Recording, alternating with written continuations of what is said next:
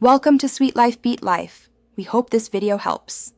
You start by selecting proper chocolate and measuring 2-3 lb so the fountain runs consistently. Once you have chopped 1/2 pieces, use a double boiler or microwave in 30s bursts, stirring between intervals to reach 110 degrees 115 degrees F. Make sure to add 1-2 tablespoons of neutral oil if needed for viscosity. This helps flow.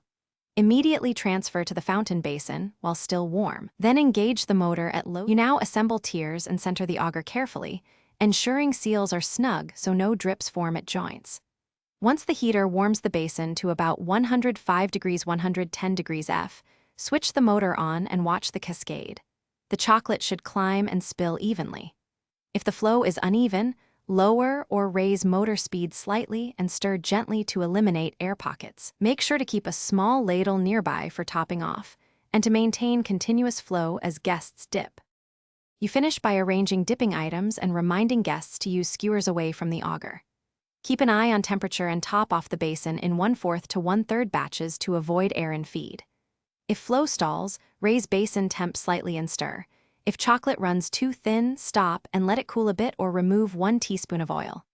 When finished, turn off motor, let chocolate cool, then clean with warm detergent. This prevents buildup and preserves the machine.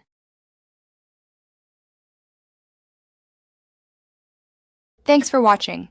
Consider subscribing if we helped you.